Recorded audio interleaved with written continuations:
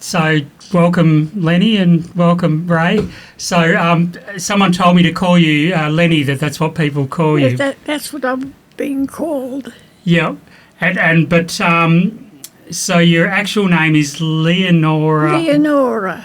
Warren. Yes, I was Lewis. Okay. Yes, Dad first came down here when in 1914 it had been a very dry year up in the wheat belt, and he heard there was a heavier rainfall down here. So he and his dad selected two conditional purchase blocks on the Warren River. They were bordered on one side by the Warren River all the way along. And then on the way back, he enlisted in the First World War. And when he was invalided back from the war on a stretcher and given 6 months to live and put in Waterloo Hospital because he'd been gassed with a mustard gas.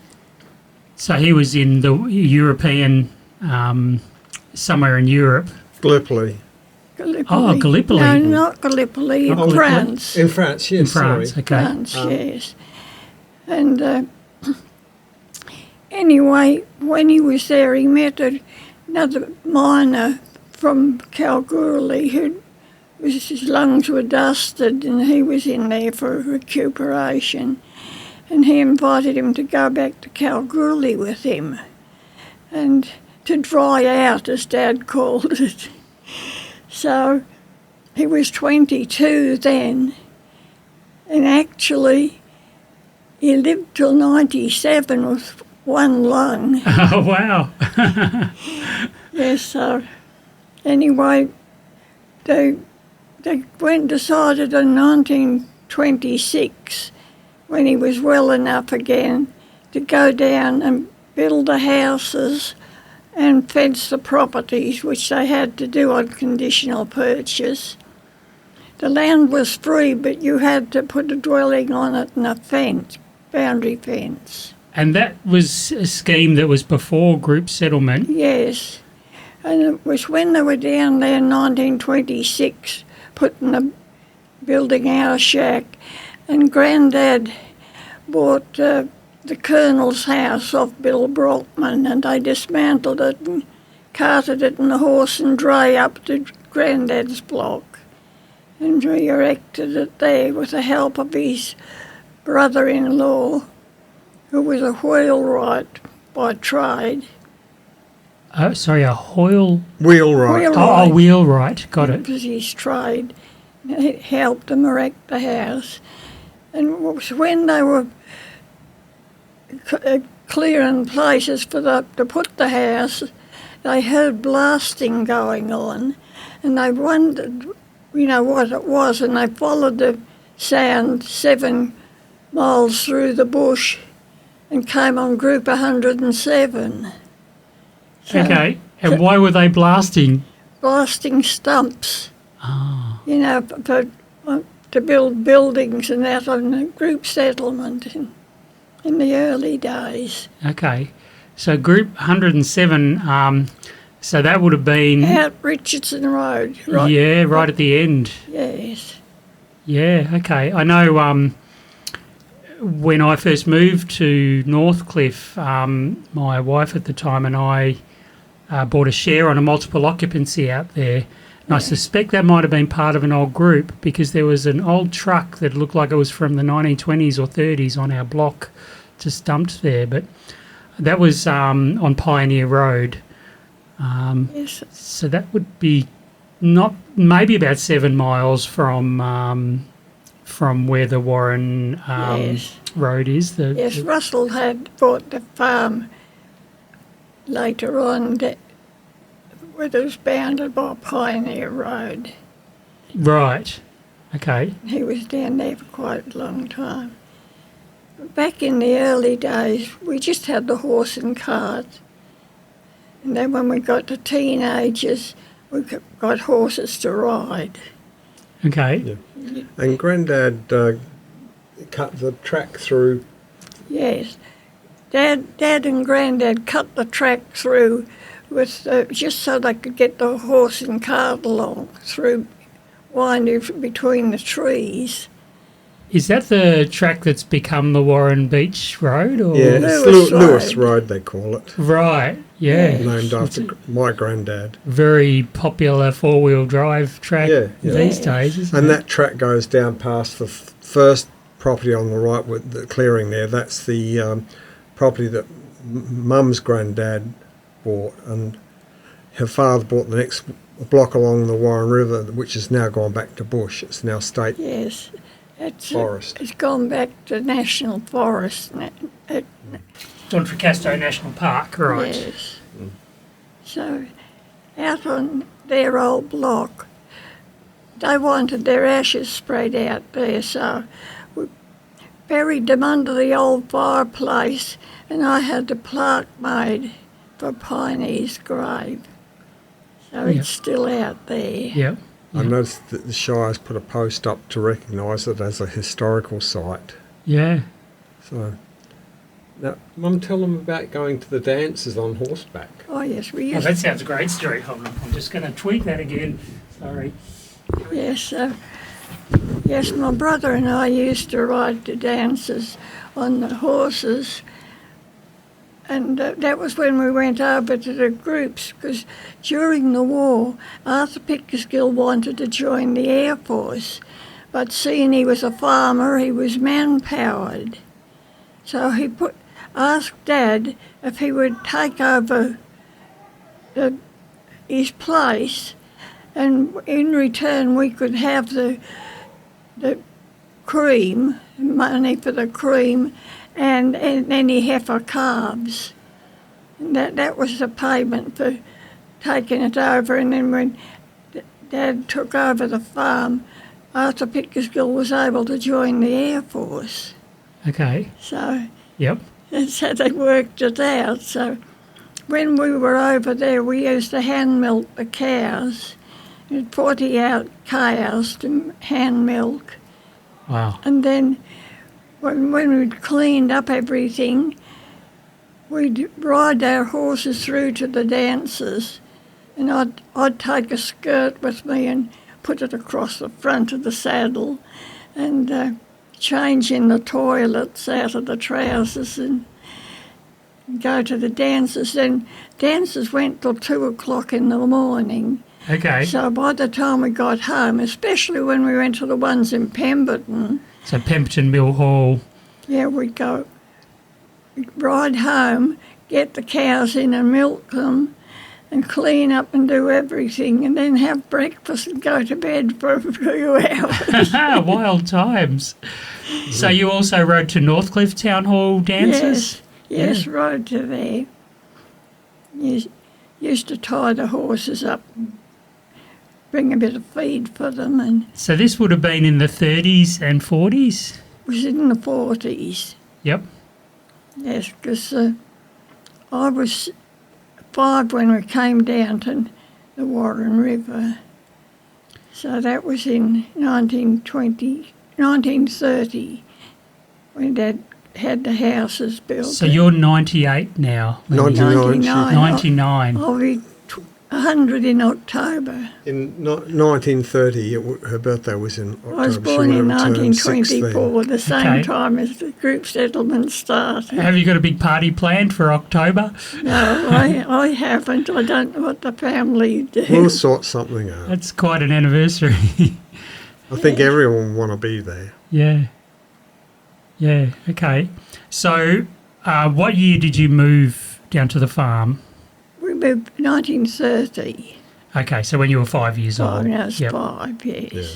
She 5 turned and a 6 half. that year. Yep. So And so what are your earliest memories?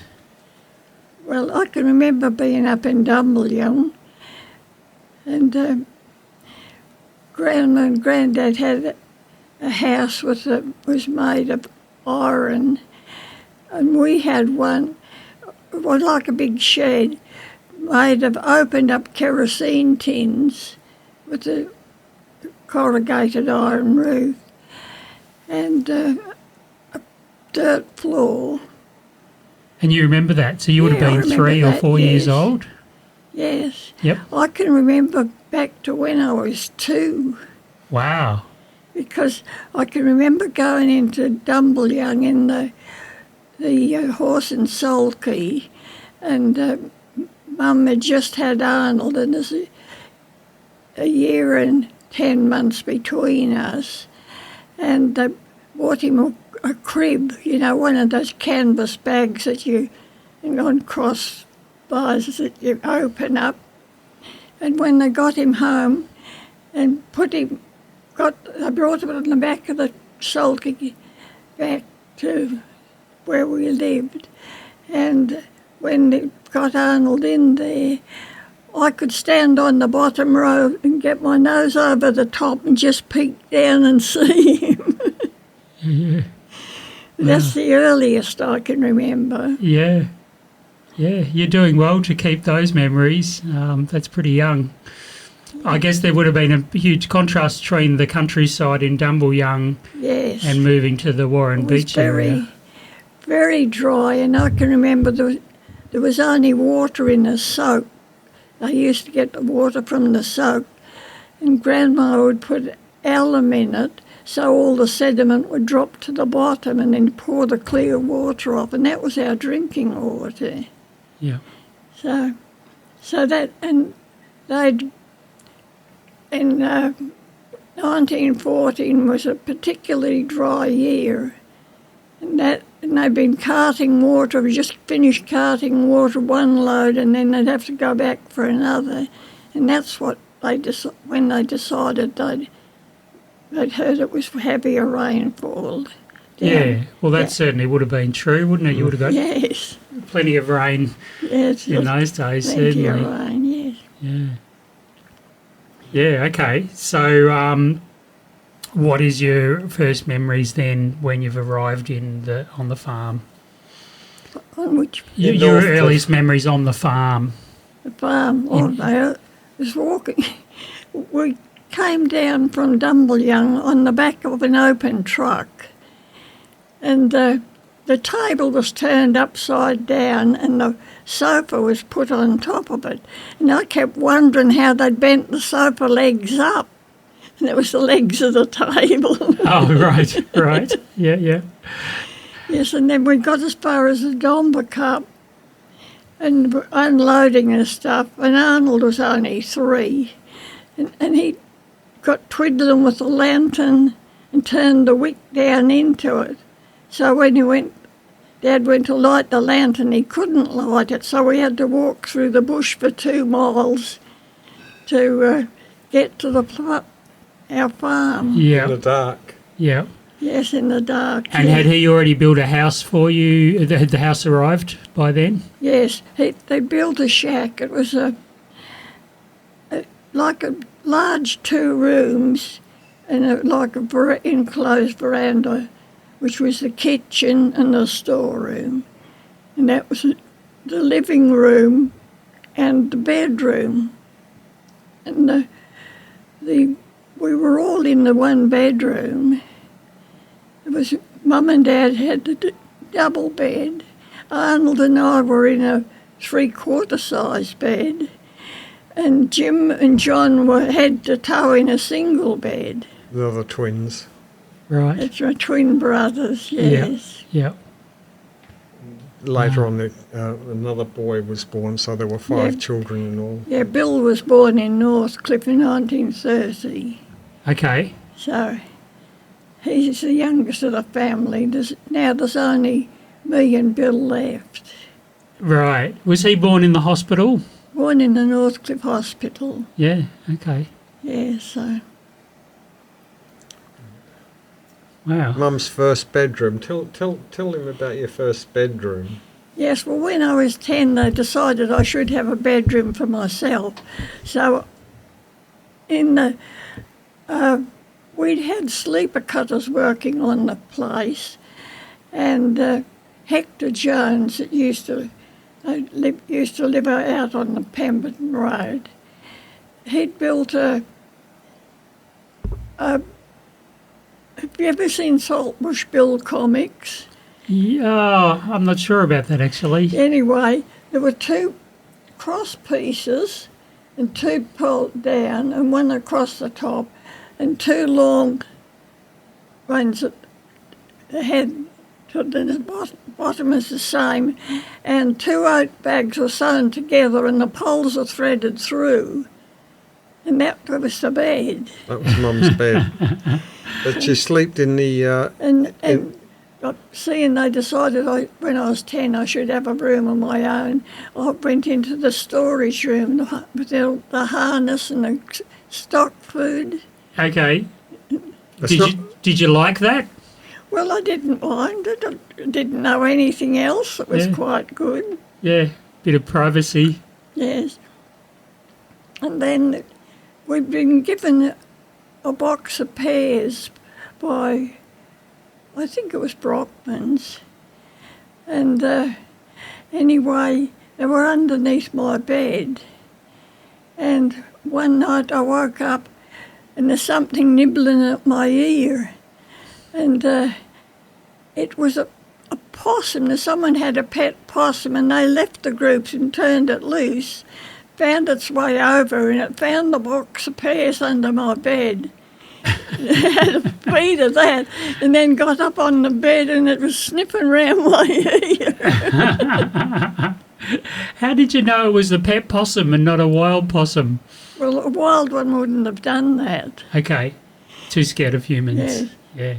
And anyway, we had her for a long time and she took off into the bush, was gone for a long time, and then she come back with a little joey. And then when the joey got big enough to leave, she left the joey with us and went off again. Oh, wow. So is that a ringtail or a brush tail? That one was a ring-tailed one. But wow. Later on I had a one with a bushy tail. Yep. And I used to call her Polly. And I had long plaits tied up round there. And she used to ride on my hair and hang on to my plaits. Oh, wow. I'd love to see a photo of that. Did you get some photos from... No, we didn't have photos back then. Oh, what a shame. Yes, photos were only for very special occasions. Yep. Not like today. Yeah. People photograph everything. So what is your oldest family photo in the family, do you know? I think it would have been when we were up in Young. Yep. We've got a few photos of then. I have seen a few photos on the Warren River of either Mum or Arnold with horses and Yes. things like that. But Yep. I don't think you had a lot of photos, did you? Yes, I haven't got any with me, never even thought of them. But I have a few from... There's one particular one where Grandma's up in Young, Grandma's at the Copper, and I'm pulling along a little trolley thing that one of the wheels are off, and my brother Arnold is just toddling. That's one of the early ones. Okay. Yep. So your family weren't group settlers, but their farm was purchased even before group settlement. Yes. So I know then you've got the group settlers, you've got the sleeper cutters and all the railroad workers. Yes. So what were the other... So you got those 3 groups, and then you've got There were the sustenance workers. Sustenance workers. Yes, it used to, back in 1930, it was like on the dole, but you had to earn it. They were out planting marram grass out on the sand hills to try and stop the sand blowing in. So... And they were working just for essentially the dole. Yes, they had to work. If they didn't work, they didn't get the dole. So And where did they live? Did they have a dormitory somewhere or...? they had tents. Yeah. A lot of them were on our block. Okay. And so did all the groups the group settlers and the farmers like yourselves and the sustenance workers, did everyone mix well? Was there conflict there? No, they were all sort of separate. Yep. What about at the dances? Was everyone come along to those? Yeah, the boys from the mill of Pemberton used to come through, and sometimes a few from Manjimup used to come through, get a ride through. Yep. And we had a great time. The dance was a social event of the week. Every week? Yes. Yeah. Go to the Saturday dance. Yep. Yep. So, There was no school out on the Warren River, so no. Mum will tell you about the doing Yes. correspondence. We had correspondence. Oh, how did that work? They'd send a roll of papers once a fortnight, and we'd have to have them all complete and send them back. Mum used to tutor us, so we'd do it all as quickly as we could, and then the rest of the time was our own. Okay. And so that was primary school, and then... No, we only had primary school, and I had very little education, but I've managed. Yep. As well. Yep. Yep. So you learned to read and write, obviously. Yes, Grandma and Mum taught me to read and write in the first place and do our times tables. We just used to recite them and sing the alphabet and then sing it backwards. Yes. Yeah, I don't think I can do that. No, can't even say it backwards. Yeah, I can still do it. Go on. A, B, C, D, E, F, G, H, I, J, K, L, M, N, P, Q, R, S, T, U, V, W, X, Y, Z, Z, Y, X, W, V, U, T, S, R, Q, P, O, N, M, L, K, J, I, H, G, F, E, D, C, B, A. Well done. Because Wow. Mum didn't have interaction with other girls of her own age. She only had the boys on the farm. Yes, I only had the boys. Okay. When I was 19, I joined the Air Force, and I was surprised to find out that girls only talked about boys. Because being brought up with boys, they were talking about shooting and fishing and hunting and Yeah. very educational. Mum Yeah. didn't want to have to talk about boys again. She'd been living with them all her life. So when was that experience? 1944, I joined the Air Force, and I was in there for 2 years. Yep. And what was your role? It was they called it a clerk's stores assistant, but I did a lot of different things. I worked in Murray Street first at a stores depot, and then a girl that had been there was sent up to Merredin, and she didn't like it at all, and she wanted to do an exchange posting. If you could get someone to take your job, they'd change you over. So they asked me if I'd like to go to Merredin. I'd never been away from the southwest, so I wanted to go anywhere I could. So we went to number 4 stores depot in Maylands for a while, and then they were clearing out the stores, because they were closing things down by then. The war had just finished, and they were closing the depots down. So I went up there, and they put me in the pay office, and that didn't work very well, so they put me in the W group, which was weighing up nuts and bolts. Okay. Yes, so that's what I was doing.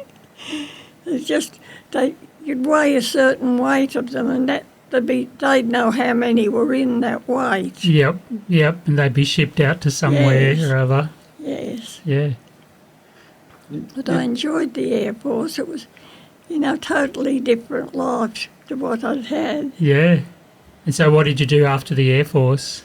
I did a course in millinery and made hats for and we worked to make hats. I worked at the R.E. Davidson's hat manufacturing, and I made hats for the big shops in Perth. So What style of hats were your specialty? all sorts. Okay. So ladies' hats and men's hats? Yeah, no, we didn't do men's hats. It was all ladies' hats. Okay. That we did at the. I know that to make a lady's hat with a big brim on it, you need 9.5 yards of the braid, and you sew it together, Okay. weave it into a hat. Right. And then block it and then trim it. Yep. Blocking where you do the shaping over Yes, make it go into the shape you wanted. Yep. Stiffen it, and then we used to have the grosgrain ribbon and sew wire in it and sew that underneath to hold the shape. I often remember Mum remodelling hats for people who wanted them to look a little bit different, Yeah. and Mum would do it. And ever since I was a kid, I can remember she used to do that, and she was very clever.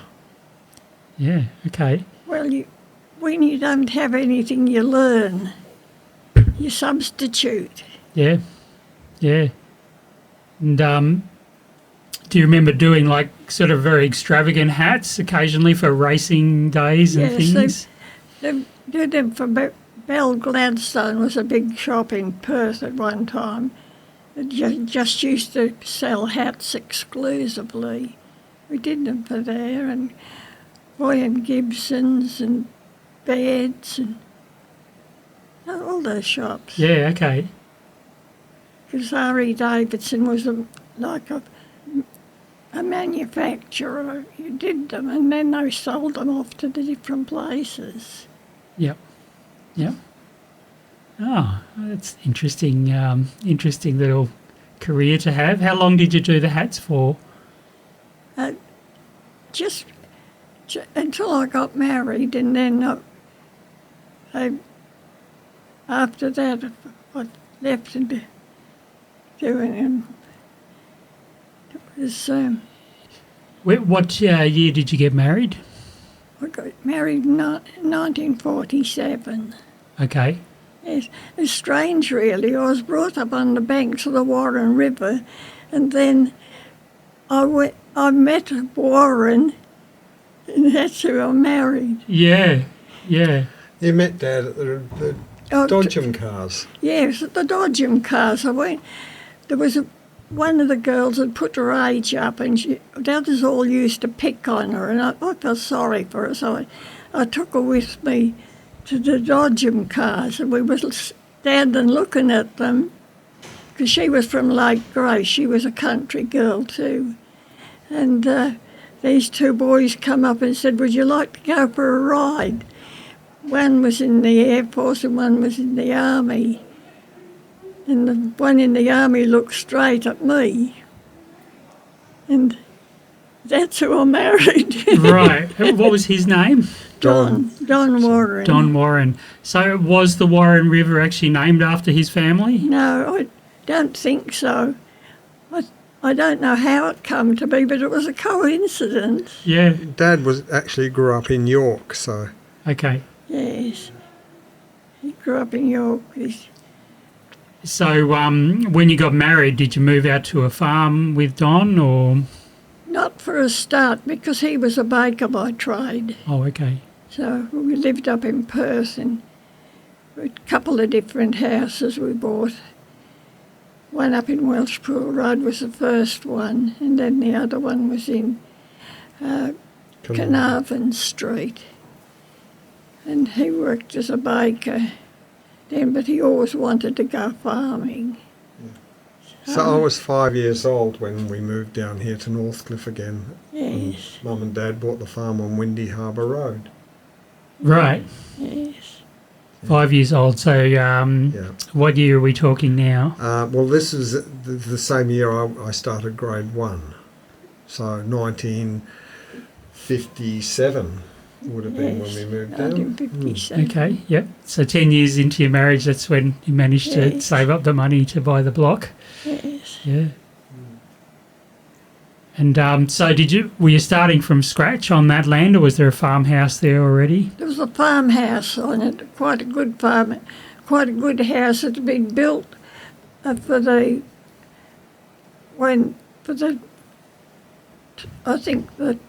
soldier settlement scheme, but it had never been occupied, so it was a new house.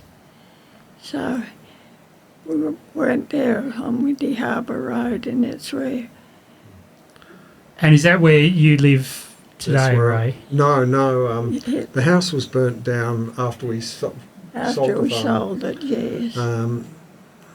Would have been somewhere in the 60s or probably the 70s sometime around then the house got burnt down. But one of the local residents, Denny Smithers, he and his sons own the property now, Yeah, Denny out on Smith's Windy owns Harbour it. Road. Okay. Yeah, that's where I spent all my schooling years, and yeah, we moved back to Perth, and that would have been end of 1966 that I moved back and stayed Okay. there and decided I wanted to live down here. And so year 2000 I moved down permanently to live here in Northcliffe. Right. So you re-established the connection to Oh. Northcliffe. Well, I think once Northcliffe gets in your blood, it's there forever. Yes. I love the place. And yeah. I'd agree with that. I've only been here 20 years and I don't know where else I'd be. Yeah.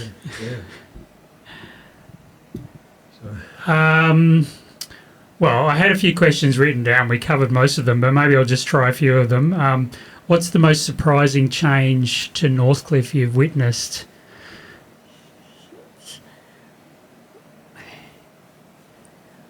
Well, it sort of fell away after the tobacco farmers, but it seems to be building up again. There seems to be more people coming back again. When did the tobacco farming stop? They'd finished when we come down in 1957, Yep.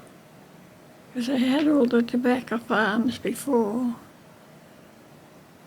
Right, and so that was a big industry in Northcliffe, Yes, was it? it was. Okay. Didn't, Yeah, I've seen the Watermark kilns, the old tobacco Yes. kilns out there, but I didn't realise it was a major yes. industry. Yeah. It fell away. I think the tobacco industry virtually failed, didn't it? Yes. And it just couldn't compete with other tobacco growing areas? I Or, guess so. yeah. Yep. So then the town was in a bit of decline after that. It still had the timber industry, presumably Yes, the the mills were going Yes, then. it was still going. Yep. And the dairy would have been starting to build up by then too. Yes. The dairy was been there all the time, Yep. right from the start. Yeah, I know Matt was talking this morning about Group 121, and I think I interviewed Myrna Leach yesterday, and she was from the same group. But yeah, it sounded like that group was doing dairy right from the beginning. Yes, Group 107 is out on Richardson Road and Meerup Road. Yep. Out that way. Yep. Okay, what else have I got here? What's your favourite local landmark or swimming hole that you have liked to visit back in the old days? The Warren River, I guess. Yeah. Did you have spots on the Warren River that were favourite we spots? there was a bend in the river where it sort of broke the current, and That's what we used to call the swimming part. Right. Yes. Do the people still go down there and swim? Well, I haven't been down here for quite a long time now.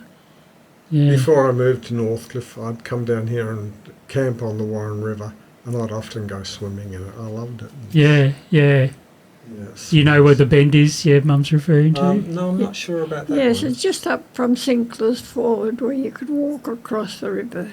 Oh, okay.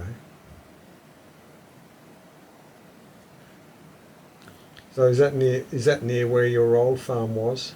It was on the part of our old farm. Oh, okay, yeah. Bordered, the river bordered a farm all along one side. Yeah. So I've got a vague idea where it might be, but I've got my spot that I was camping at, and I think it was further upstream. Yep. Look, someone's asked me to ask everyone who's got memories going far back. Do you remember dingoes at all? Yes. And do you remember when you first started seeing them? Yes, they used to howl out on the Warren River, and I was going after the cows and going along a track, like a road track, and I come face to face with two dingoes, a black one and an orangey coloured one. They went one way and I went the other. Yeah, okay. And so that would have been in the 1930s, perhaps? Yes, early 1930s, and the dingoes killed a lot of Grandad's heifers. Right. Yes, they used to grab them by the tail, and then when they'd swing around, they'd grab their tongue. It was horrible, really. Yeah. Yes, he lost quite a few heifers with the dingoes. Okay. All right. I don't know why I was asked to ask that. I think, anyway, I'll have to That's interesting. ask Claire, what there's some story behind that question, but I'm not sure what it is. We used to hear the dingoes when we lived out on the Warren River. Every night you'd hear them howling. Wow, okay. Yes. And so they would have been presumably preying on the little wallabies and marsupials. Yes. So was there a lot of wildlife, do you remember, in your Yes, there childhood? were quokkas, and there was wallabies, quokkas, kangaroos. We didn't see rabbits back then. I remember when Joe Jones said he'd seen a rabbit, people thought he was lying. Just shows how they've moved since then. Yeah. I wonder when the foxes arrived. I don't know, really. Yeah. But Grandad used to catch foxes when we were over and from when we went down there in 1930. Grandad used to catch foxes and sell the skins, to get money. Because you didn't have any wages or anything. Yep. Just had to make your money as best you could. Yep. Grow what you could and just get the bare essentials. So the family never got a vehicle before the World War II, like it was horse and cart? No, nobody had vehicles. It was horse and cart days. Yeah. Grimshaw's had a truck to cart the cream on, and he'd go around and pick up people to go to the dances. If you rode over to the group settlement, and he'd go around with the truck and pick up people. Oh, that was nice of him. $2 bob each, and $2 bob was a lot. Oh, wow. Okay, maybe not so nice. But anyway, that's how things were. It was take it or leave it. Yeah. And everyone wanted to go to the dance. Yes. Yeah. Okay. I did hear stories that when you were first down there, that there were so many marron that you'd see them on the banks of the Warren River, and they weren't really There were thick. lots of marron, big marron, but nothing that's like that size now. Yep. And so you ate marron regularly? Yes. What was your favourite food as a child? But anything that was put in front of us, I think. You didn't have choices. Yeah, all right.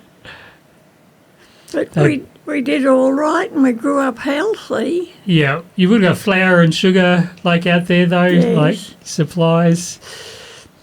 Mum and Grandma each made their bread. Oh, they made bread. Yeah, Okay. make bread, yes. Yeah. Mum used to use 3 teaspoons of flour and 1 of unprocessed bran, you know, the horse Yes. feed. Yes. Mix that together. And did she have like dried yeast or did she? No, you made your yeast with potatoes and hops. Oh, it's a sourdough.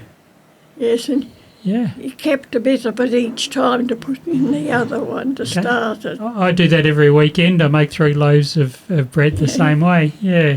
Yes. Ah. Interesting. And what about, did she ever make your birthday cakes or anything like that? You obviously had an oven if you're cooking bread. Yes. Yes, we had a stove.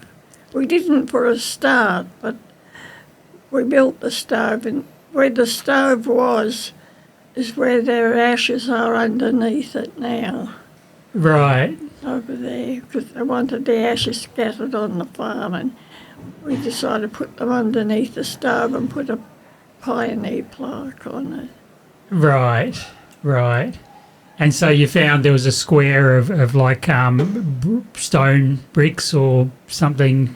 Yes, it was stones and cement Yep. to build the stove in, but the stove's rusted away through the years, and there was just the stove place left. Yep. Yep. So I know some people will be surprised when they listen to this that there was farms here before group settlement began. Yeah, well, they more in Pemberton.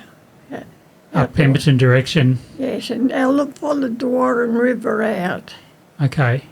I know there was some graziers Yes, here before group settlement too. yes, Brockmans were one, and Wheatley Road. I come along in, Russell brought me in along Wheatley Road. I've never been that way before, but my brother Arnold used to help the Wheatleys take their cattle down to the coast. But, okay. So he used to do that because he liked riding. So when there was cattle being taken down to the coast, they'd get him to help them drive them down there. Yep. Yeah, okay. So they were just grazing on Dontricasto. Yes, they grazed them on. They had the leases down there, and they just grazed them on their lease. Yeah. So would that have been what's Windy Harbour Road now, along that sort of Yeah, trail? Yes, it come down Wheatley Road and down there, and the kids used to come out of school to watch all the cattle going past. Okay. And they were still taking cows down to the coast when I was a little boy, but that was the Rose family usually in Manjimup, and I think the Roses were the main lot that took cattle down to Yes. the coast there when I was a boy. And so that was before the whole area got declared national park, or? Yes, I think it would have been, Yes, it yes. would have Yeah. been. Yeah. Okay. So much change Yes, over the yes, years. yes. I mentioned to someone or asked if someone remembered the old spoon drains out along Windy Harbour Road. They were like a big dip that you go down into. That was the drain. There were no culverts, they were just this big dip. Yeah. And of course Windy Harbour Road was nothing more than just a sand track back then. But very few people can remember the old spoon drains. They sound slightly dangerous. Oh no! Well, you just went through. It was because the area was, it was So always wet, and Yeah. especially in winter, very, very wet. And so this allowed the water to pass from one side of the road to the other. Yep. And the spoon drains were made of cement, so they didn't get washed away or anything. And so you could just drive down and up and out the other side and continue on to Windy Harbour. I think it might have okay. been about 3 or something like that from my memory, but Mum might correct me there. I just, Right, just like little ditches that you it drive. was like a big drain you went down into and came up. It was like was quite, probably about 20 feet wide. And Yeah. something like that. You go down, drive, and then you drive back up again. And the water would just come across. And you could drive across because it being cemented, you wouldn't get bogged in there. Yeah. Yeah. So, Huh. but There you go. that was after Mount Chidlop, where you go down into the flat, and that where it gets really wet there. Yep. Yep. Not many people will remember them now. No. Well, so the other thing is the railway. So obviously you were living a long way away from the railway, but did you ever get to take the trains? We used to catch the train from here through to Perth, but it would take a long time. Did you get on at Northcliffe or Pemberton? Yes, Northcliffe. At Northcliffe to Perth. Yes, Yeah. How long did that journey take? took all day. People would be very excited if they could do that now. I'd love to. Be fantastic. Yes. When I was in the Air Force, I very rarely could get long enough leave to come down and go back because the you know, I think I went back on Tuesdays and I had to be back at camp before then. Yeah, yeah, So I didn't get down very often. yeah. You spend your whole time on the train. Well, look, thank you so much for coming and talking to me, Lenny. Yes, it's been nice. Thanks, Ray. Much appreciated. Remembering old times. Yeah, yeah, absolutely. You got memories that, not many people left have. So, we'll be trying to speak to a few of them over the next few weeks. We were talking to Denny Smethers just out there before I came in. And we'll try and get him in for an interview as well. Denny used to be our neighbour out on he was on Guernsey Gully Road, but we're on Windy Harbour Road. He was our closest neighbour, I'd say. Yes, well, they've got our old farm now. Yes. Yeah, yeah. Yes. Yeah, all right. Well, thank you very much. Well I'm done. probably one of the oldest. I think, well, you're the oldest person I've spoken to. I'm not sure how old Myrna Leach is, but she was in here a few days back. That's right. Yes, But well, she's not as old as you. turn 100 in October. Yeah, Yeah. We're Yeah. going to have a party. yeah, yeah. Isn't it? At least I still know what I'm doing. Yeah, no, you seem very onto it. So, yeah, you're doing very well. You've got the good genes, Ray. I certainly have. I hope I live as long as Mum has. Yeah. Well, fingers Absolutely. crossed. Just do the best I can.